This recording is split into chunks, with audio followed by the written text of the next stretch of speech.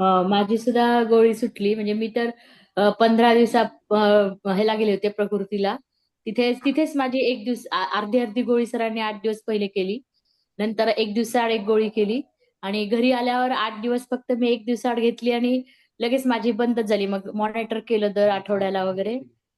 तर ते नॉर्मलच आलं. म्हणजे 127 वगैरे असंच यायचं. 80-82 असंच आलं. मग सरांनी ती पण गोळी माझी बंद केली. आता महिना झाला मी अजिबात गोळी घेत नाहीये. शाबास. तुम्ही ब्लड प्रेशरची कोणती गोळी घेत होतात जी सुटली? मी टेलिस्टा 80 घेत होते आणि एट. एक मेटाकार्ड 100 घेत होते. ओके. 10 वर्ष दोन्ही गोळ्या? 10 वर्ष. हो, 10 दोन्ही नाही, एक वेळेस. एक एक एक वेळेला वेळेस दोन्ही घ्यायची. गोळ्या? हा. हा. किती वर्ष घेत होतात? 10-12 वर्ष झाले. 10-12 वर्षाचं. कारण दहा हम्म. बारा वर्षाची ही गोळी तुम्हाला वेलबिंग सूत्र जॉईन करून किती दिवसात सुटली?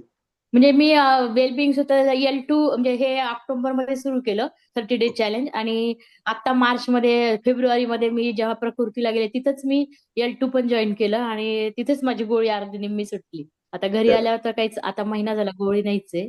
अरे वा.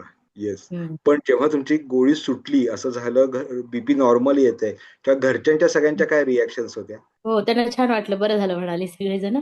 तरी काही मुलं म्हणतात की बघ पुढं त्याचा त्रास होईल, नीट विचार कर. म्हणजे बघू दे, काही नाही होणार आता. सरांवर आमचा विश्वास आहे म्हटलं. चलो, थँक्यू.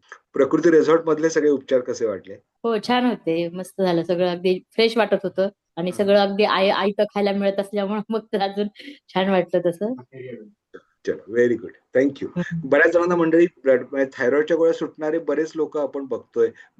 डायबिटीसचे सुटणारे बघतोय. ब्लड प्रेशरवाल्या बऱ्याच जणांना प्रश्न होता की ब्लड प्रेशरच्या गोळ्या सुटतील का नाही, म्हणून फक्त त्यांचा प्रश्न घेतला.